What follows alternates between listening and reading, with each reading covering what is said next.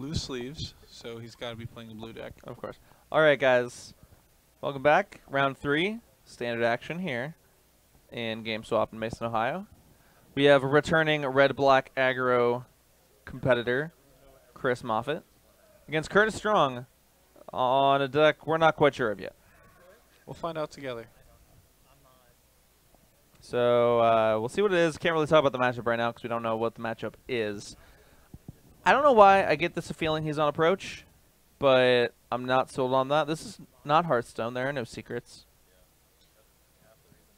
So I kind of like this face down spells mode.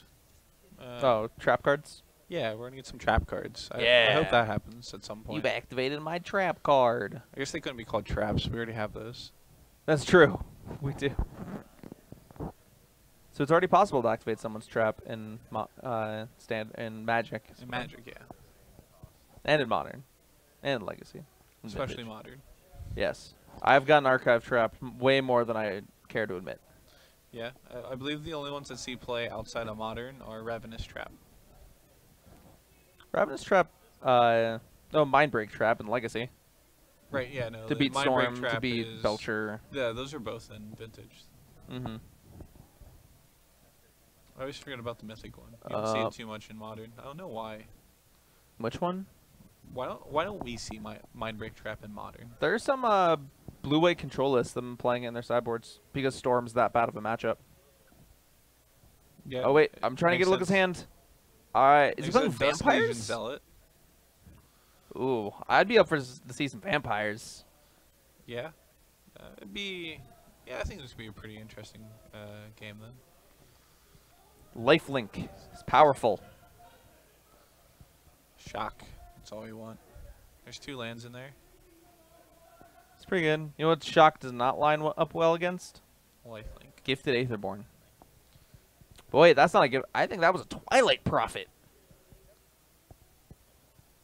I don't know what's happening, but I love it. Is he just mono black aggro? Oh, Just going upstairs. that can't be correct. No. Unless we have a Hazoret in our hand and we're like, oh, we need to clear our hand for Hazoret. He's got 1,000,000 lands. So it's not a Hazoret. So yeah. He could have pushed that. Don't assume. Dude. And then Oh, he there it draws is. the There it push. is. Right on time. Let's play the Gifted Aetherborn. Yep. Well, if Chris knows what Curtis is on, I definitely would not have used that Shock. Yeah, I agree. Like, Need to kill creatures. Defend the board.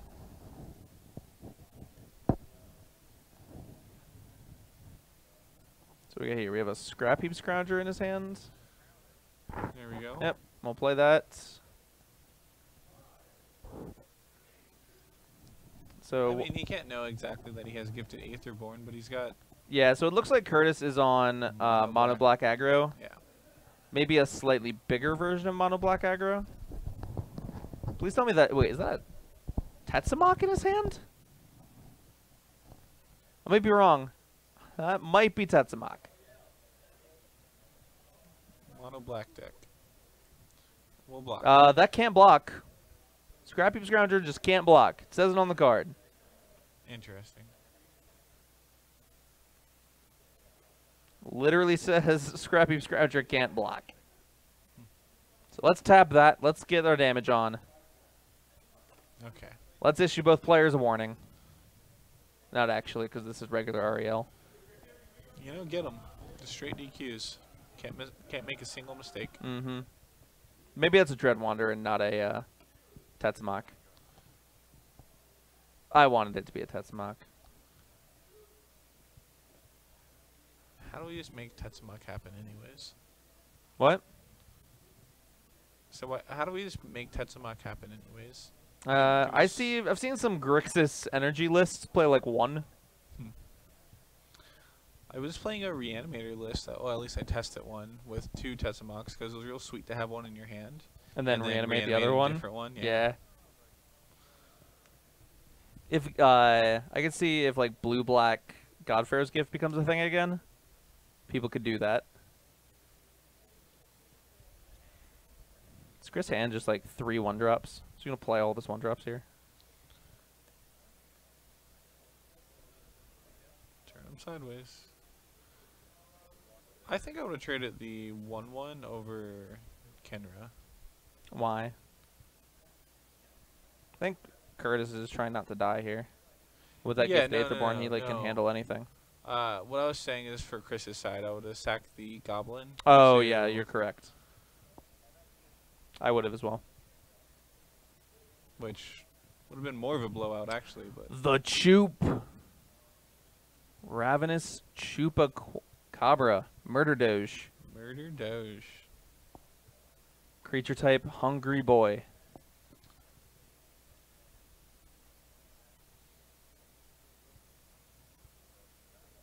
Just attack. Yeah, I mean, so this is something that a lot of people don't do enough against Mono Red with these gifted Aetherborns. They need to keep attacking because Chris has so many ways just make it so it can't block that it's not going to do anything. Yeah, like you just got to make sure you gain that life. That's the reason it's there. What is that card in Curtis's hand? I don't know. Oh, that's costly plunder. Yeah, so it's 1 in a black instant.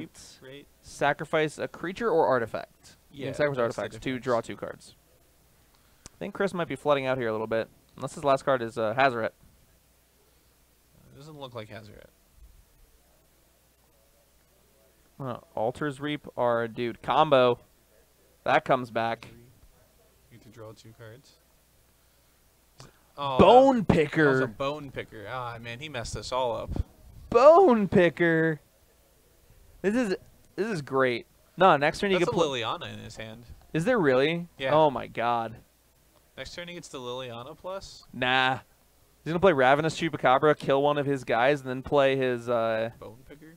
Bone Picker for 1. Yeah. I don't think Chris knows Scrap Heap Scrounger is a instant speed ability.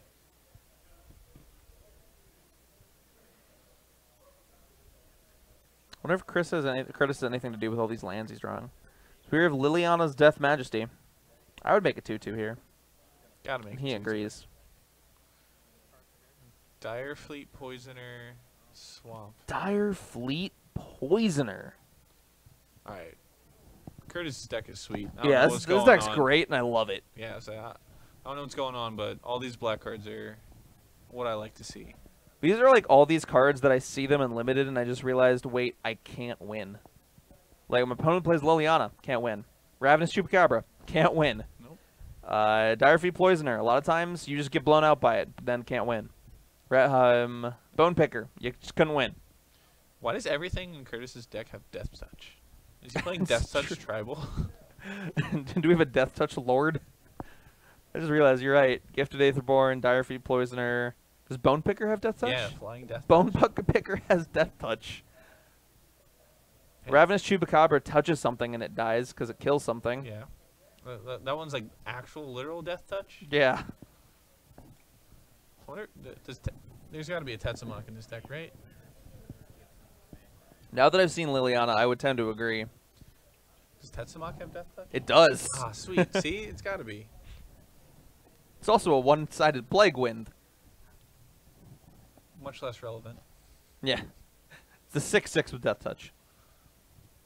So Chris has decided to go after Curtis's face, not the Liliana. I tend to agree with that to an extent. Yeah, the ultimate actually doesn't matter that much here because Chris has 2 zombies in play. Mm-hmm. It actually the ultimate hurts Curtis slightly more than it does Chris. Yeah, it gets rid of like his best card in the matchup. Yeah. I will say I'm not so sure if Curtis has anything to do with all of these lands he's drawing.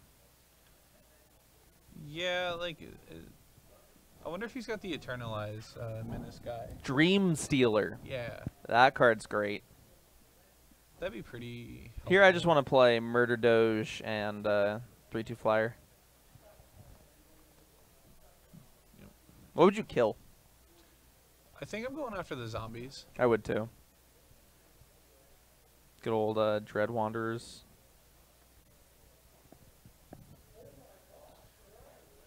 Yeah. So I think that just board swing is just too important to give up. Yeah, if you ever get to a point in which like you want to use that ultimate on Liliana, like the Dread Wanderers just can't be on the board. Yeah, it's annoying because Chris can bring them back, but just killing the 1/1 is just so irrelevant. And I believe Bone Picker is a zombie bird, or is it just a bird? I think it might just be a bird, Hmm. but I don't know. Yeah. I really don't know. Oh, shock it. Got him. It dies. Dead bird. Well, now it's gonna be a zombie bird. Yeah. This is true. All right, Chris. You need your 4 drops. Hazoret in Rekindling Phoenix. Yeah, that one's pretty good here too. I wonder if Curtis has like exile effects in his deck. Mm-hmm. On-Crop Crasher is not a not bad one. I think you attack, exert it, and you make it sure the Ravenous Chupacabra can't block. Yeah, like you definitely can't. You can't let him block with that, because then he just reanimates it with Liliana, like, and then you're just screwed. Yeah. Chupacabra goes to the graveyard. The game's much more in Curtis's favor. Mm-hmm. Yeah. I'm a big fan of Curtis's land choice here. Wait, are these the Amonkhet ones, or are these the Hour of Devastation ones? I believe it's split. Oh, I prefer the Amonkhet ones. Yeah, he's got Less Hour of bloody and gory. Hour of Devastation. No, they're all Hour. Are they all Hour? Yeah. I prefer the Amonkhet ones, but these ones aren't horrible. Exert. That makes sense. Yeah. Yeah, this makes sense here. And then we have 3 going at Curtis. Yep, just going at Curtis. 3 damage a turn versus a Gifted Aetherborn is not a very fast clock. It's essentially 1 damage a turn. Yeah. And Chris is taking 2 damage turns, so Chris is losing the race. Oh, another land for Curtis. Yeah, I mean, unfortunately for Chris, like, he's not drawing lands where Curtis is. Yeah. So it looks like Liliana's going to downtick here. And for the Zealot, that makes sense. Yeah. Get back to Zealot, draw some cards. From Chris, I'm happy to see this. Oh, yeah. This is a very low impact play from Curtis here. What do we get? Fatal Push? Fatal Push, not bad. It's fine. It's not great. All these lands he's drawing is actually preventing him from bringing back his Dreadwanderer. It's really nice. You have to have 1 or fewer cards in your hand to activate that ability. Yeah, so we're still going to see just this attack here. I like leaving the Chupacabra back because that makes it so Chris's attacks are a lot worse. I don't think Chris can attack next turn. No, I don't think so either, unless he has to change something. On current board, he can't or shouldn't attack. Yeah, we've seen him go against our logic multiple times today, so land does not help him. And you see again, he used Scrappy Scrounger to exile Kenra. Earthshaker Kenra. Like I said, round 1, that's just one of his biggest late game threats in this, and it looks like any matchup. So I'm confused. I think when he did it, it was his only creature in the graveyard. Which that makes sense. So that makes a little more sense, but still, it's like risky. It's risky. Yeah. It's what I would call a suspect play. I think Chris is getting a little beat up on the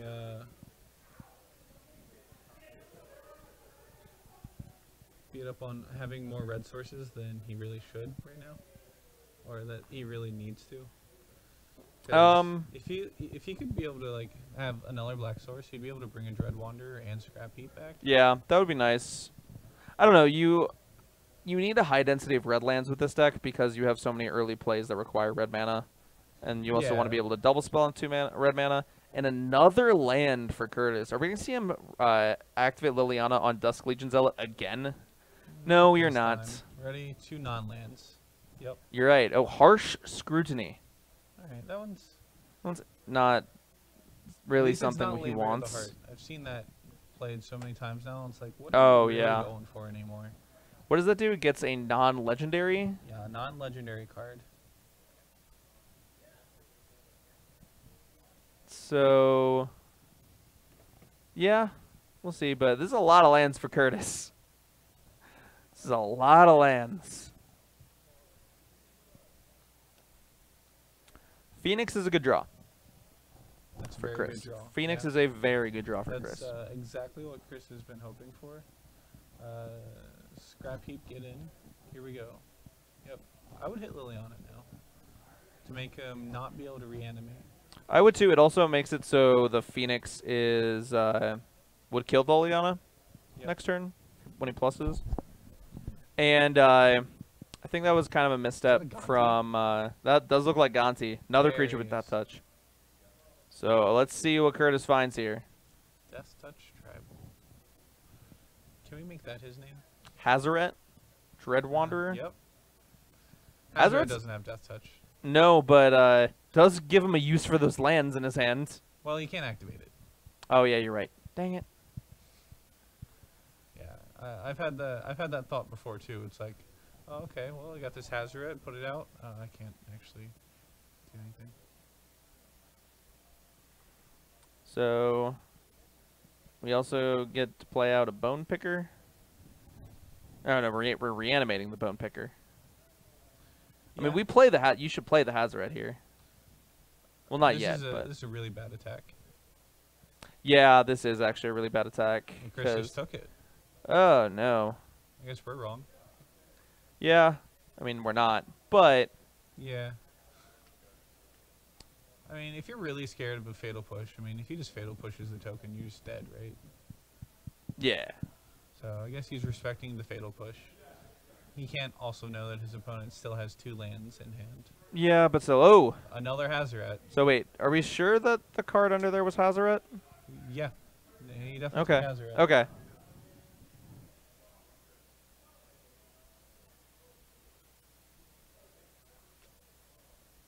No, didn't Curtis get a Hazaret off of Gonti? Yeah, that's the face down card for Gonti. It's Hazaret. Yeah. Another lands. Curtis is flooding out. Liliana, Death's Majesty. Yeah. So Chris didn't attack there.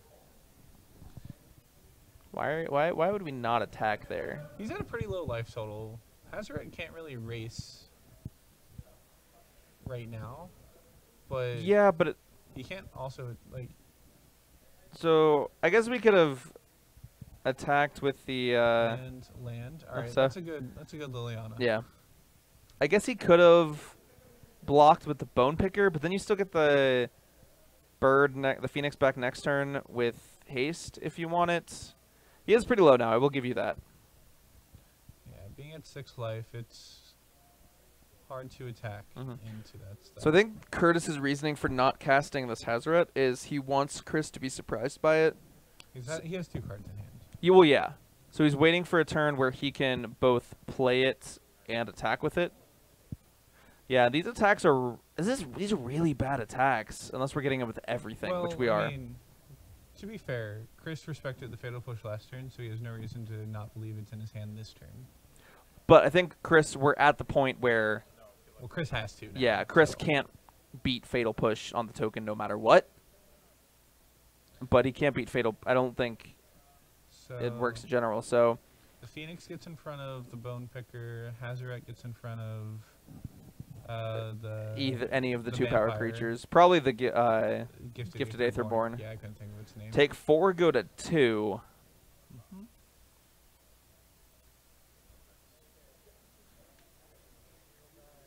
This does not look good if you're Chris Maphet. I mean, really, he just needs like 1 solid creature, right?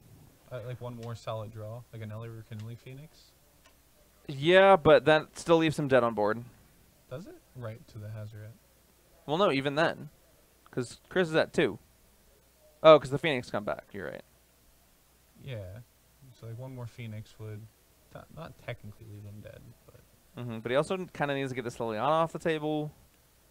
Alright. Don't think there's anything... He should have discarded the land to Hazaret for the Liliana. Probably. Can't reanimate anymore. But we'll see. You can't pitch at creatures. Never mind. That'd be so good if you could pitch lands at creatures. Oh lord. Yeah. But yep, Chris is going to scoop him up. Did the math. That is not in his favor. Dead. That was too much for him. Make sure we got that Hazaret back to Chris. Blue sleeves, black sleeves.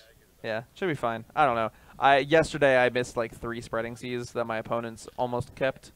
Oh no, that happens all the time.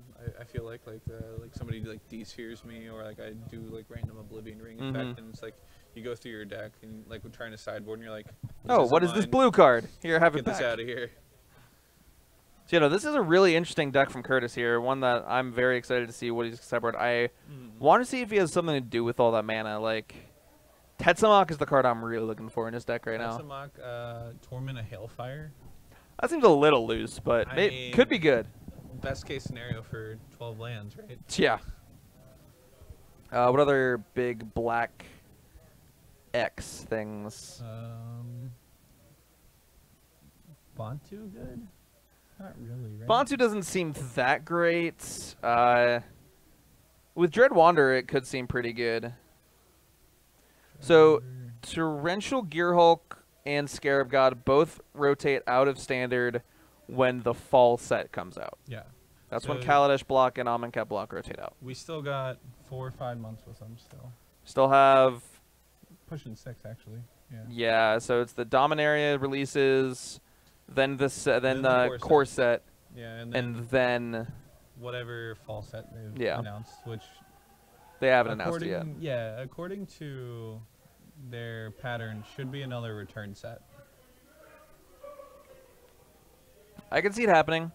Well, it depends on what happens in Dominaria. This Magic story is very setting up for a return to Ravnica. Great. I mean, yeah. We'll see. That might just kind of... We'll see what happens in the Dominaria story when that happens. But who knows? Yeah, I mean, Ravnica is where the one of the first like major surges into the game happened. So that's pretty good reason to return there a 3rd time. But it's not like you can exactly give us a break. I would say like, what are you gonna go back in? Like the big point of Ravnica every time has been like the Shocklands. You can't really just give us the Shocklands again. They can if they want to. I don't know. They can do a lot of stuff, yeah. I would like them to find a way to have us not to return to Ravnica. I think there's a lot of design space in different worlds they could find. To answer Victory FPS's next question, I think Grixis, if you're talking about like Grixis Energy, I think that's a very good deck right now. Do you plan on playing in any major Standard events in which you would need to buy all of the most expensive cards in Standard? That's the major thing I come with Grixis. Like Grixis is very expensive. You need Vrask Temps, Scarab Gods. You don't necessarily need Torrential Gearhulks. There are some lists that don't go that big, but some lists do and would want those. I like the list with Search for Ascantus personally. Those aren't that cheap. Yeah, like I mean, you're just listing all the cards like above $20 in Standard. Like, there's even some like the Grixis mid-range list that are running Rekindling Phoenix too. Yeah, so it's like we could just read off the GameSwap Mason hot list, and you'd probably have half the deck. Yeah, there you go. Yeah, so I wouldn't exactly say that's if you don't need the deck, there are plenty other good options to be playing in Standard right now. Correct. You do not like, unless you just like, really like playing what is the consensus best deck for a room kind of thing. I mean, if I was playing Standard, it's not the deck I would play. I personally feel like it's a little too much of a pile. I don't think it really like targets anything. It's the problem. Like, I would be playing either green black acquisition or blue black control. That's what I would probably play it. If you want to win consistently against mono red aggro. No, he's currently playing mono red. Oh, you're currently playing mono red aggro. I would.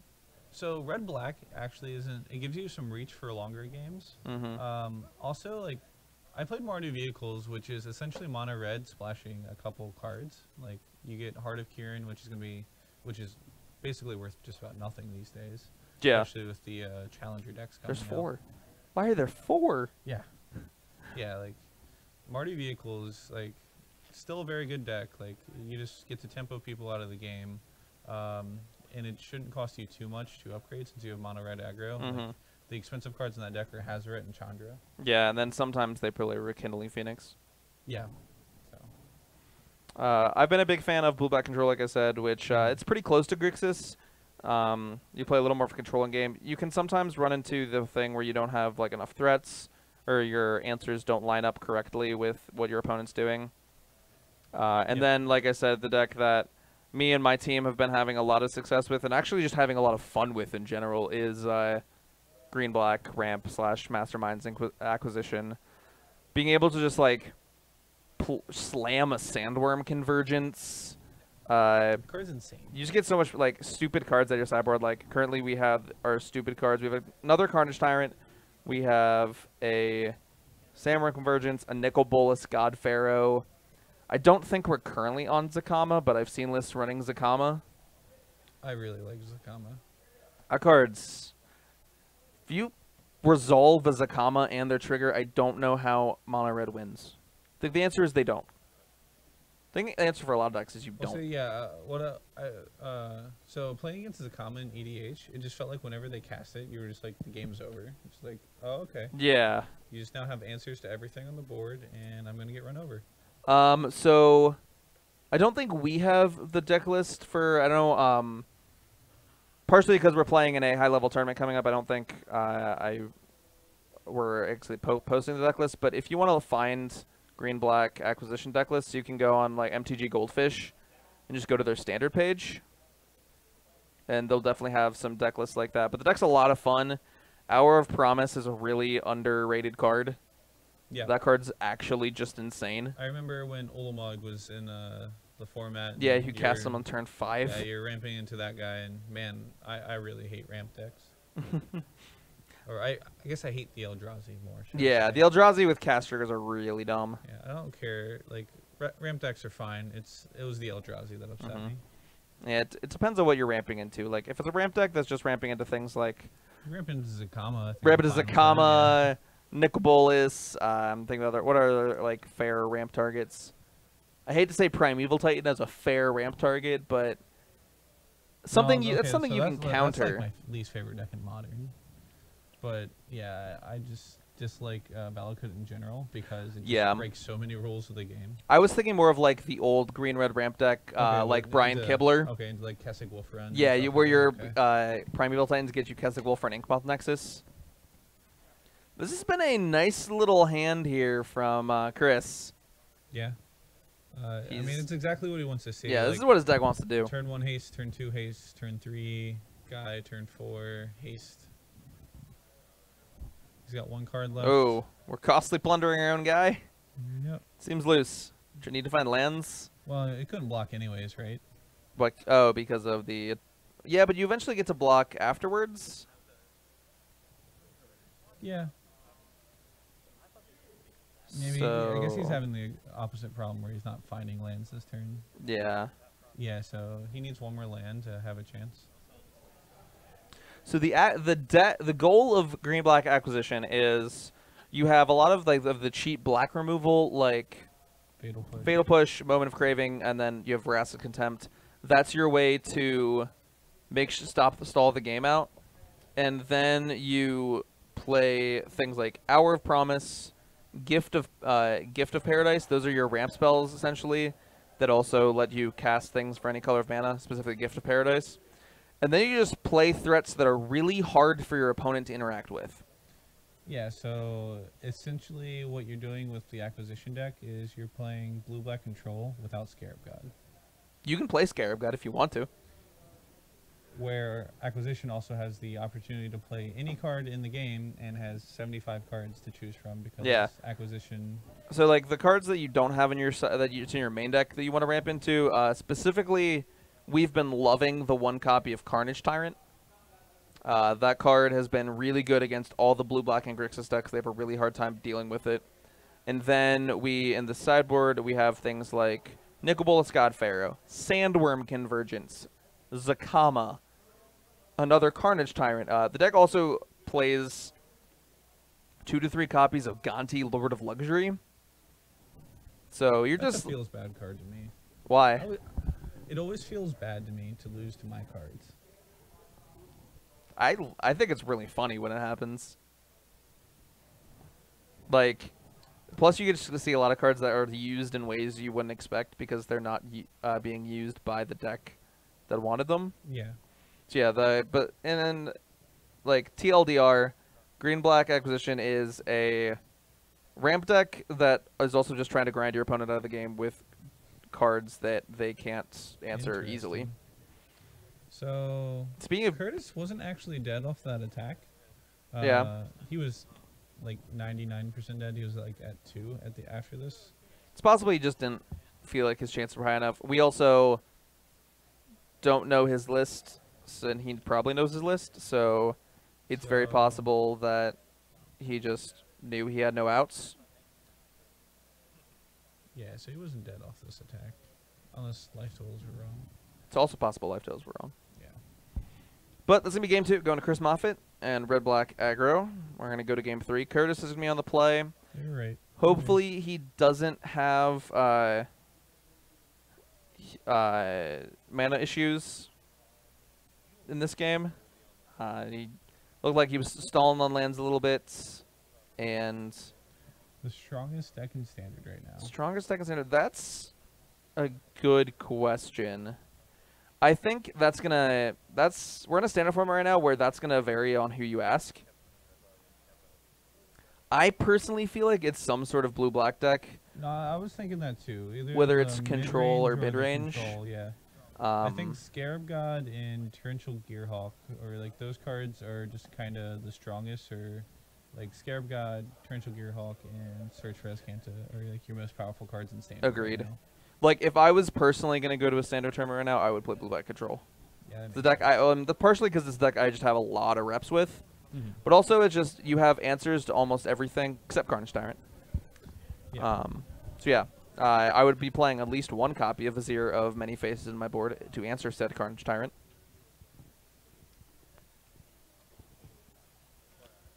But that's my pick for strongest deck in standard right now. I think I would agree with you.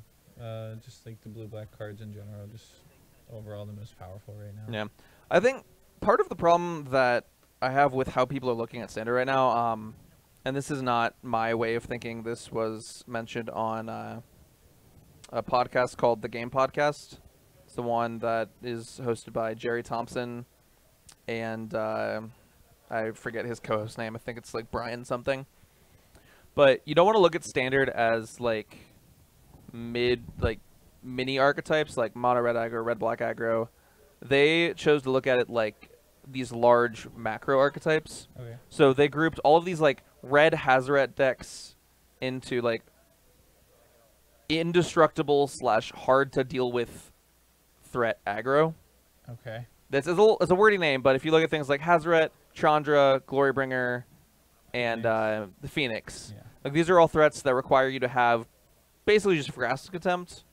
Nothing else really does it, and then they back that up with a lot of early pressure, a lot of cheap haste creatures. Mm-hmm. Then you have Glint Sleeve Siphoner decks. Okay. So Grixis Energy, blue-black control, green-black constrictor. Because that card is just really good. Like if you don't answer that card in the early turns of the game, you're gonna have a bad time. Yeah. Then you have Torrential Gearhulk decks and like blue-black control, Grixis control, and then to like a smaller percentage blue-white control. That's more like you would put like in the Glimmer of Genius camp unless you're playing cycling, but and then you have like the Hour of Promise decks, specifically Mastermind Inquisition, and then the last one, which JP Flug is mentioning right now, is the white Go Wide decks, which if you like look at MTG Goldfish and put all of the decks in these archetypes, white Go Wide is actually the most popular. Yeah. That makes So sense. auras, tokens, green-white tokens, Adonto Vanguard stuff. Those decks, you need to be prepared for those decks. Excuse me. So if you're playing black, I would not leave home without some number of golden demises on my board. So, Victory, the problem with Bonus Hunger versus Carnage Tyrant is if they have more than one creature, they have the choice of what creature they sacrifice. So, it's not the best answer. It can answer Carnage Tyrant, but giving your opponent the choice almost never works out in your favor. Yeah, the card I've been using to answer Carnage Tyrant, like I said before, has actually been Vizier of Many Faces. Not only does it just prevent them from attacking with the Carnage Tyrant, but if they do attack, you just get to block. And then if they play another Carnage Tyrant, you can just embalm it to answer that one as well. So it's kind of like a double answer to Carnage Tyrant. It also can just be really good against other things like Bristling Hydra. And then sometimes you just can play a 4-mana Sorcery Speed Gear Hulk. It's real good. Yep. So this start is much better for Curtis. Yeah, he's got the Gift of Aetherborn. He had the removal spell, and now he has I believe a Gonti, or is that 2 copies of Harsh Scrutiny? He's got at least 1 copy of both. Okay, I think it's 1 Harsh Scrutiny, 1 Gonti.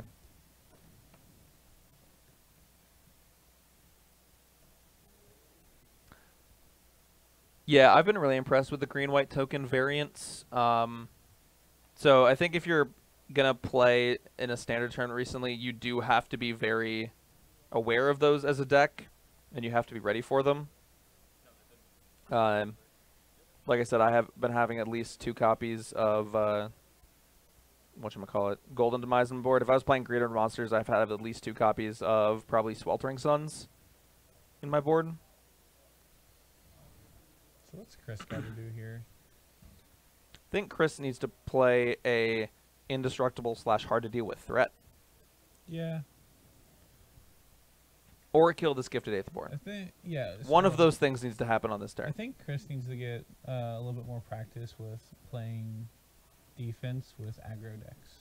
Yeah, that's one of the things that's really hard to figure out when you're supposed to do that. Like, figuring out when to step on that gas pedal is probably like one of the biggest tells for more experienced players. Honestly, one of the things that made it so I got a lot better at knowing how to do that is Hearthstone. Yeah. Hearthstone's a very tempo-focused game. It's a game where your aggro decks you really have to try and control the board. And there's no really like catching up from behind in Hearthstone. Once there you're is. so far behind, it's pretty hard for some decks to come back. You're welcome, Victory. There are definitely things that there are definitely like AoE clears in Hearthstone that are normally really good, that you can have Psychic Scream, Greater Dragonfire Potion, Hellfire, Twisting Nether. Doom, sure. Doom. The best one right now, Duskbreaker. Duskbreaker. Do you know what that card is? Probably, but I don't know Hearthstone names very well. It's 4-mana, 3/3 dragon. Oh, yeah, okay. Yeah, that deals 3 damage. Yeah, it's so good. Yeah, I remember that one. I was playing Aggro Paladin for a while, and man, that card was amazing. Yeah, I've been playing a lot of Control Priest right now. That's like, it's not really a control deck. It's more of like just the mid-range Dragon Priest shell. Yeah. And instead of playing like the combo or like Spiteful Mind Control, it's playing more spells. So like Shadow Visions, Potion of Madness, but we're playing Pint-Sized Horror. And then, okay. Well, do you know what those are? Maybe. So Pint-Sized Potion is 1 mana, give all your opposing minions -3 attack. You Shadow Word Horror everything. But you also play Cabal Shadow Priest. Is that the name of the card? 6 mana, 4/5, steal something with power, attack 2 or less. So the goal, especially, it's made to beat Warlock. The goal is, I steal your Void Lords. Then when you play your N'Zoth and your Gul'dan, you have no Void Lords. I have the Void Lords. Curtis here has a question about how Rekindling Phoenix works if it dies. So what's going to happen is he's going to get the 0/1 token, but it's going to go to Chris's graveyard, and at the beginning of his upkeep, the token will trigger, will have no Rekindling Phoenixes to target in his graveyard, and he will get no tokens back, or no Phoenixes back. Nope, yeah. So that Chandra there is probably like the best possible draw for Chris. Yeah, if it is. He can stay alive. Yeah, it is going to die. Yeah, unfortunately, it's going to die. Chris has only one thing that can block. Well, if Curtis blocks here, it doesn't die. No, it dies. Oh, okay. I forgot about the 0/1. Okay, yeah. So, if he blocked with the Aetherborn, it would die. It so, would live. What does Curtis have in hand? Because there's a chance that block was wrong. Land. Okay. Oh, he also has Vraska's Vraska's Contempt in his hand. Land, Vraska's Contempt was in his hand. Yeah. So if Curtis had Costly Plunder in his hand, I actually wouldn't have blocked there, because that 0/1 ain't doing anything. Mm-hmm.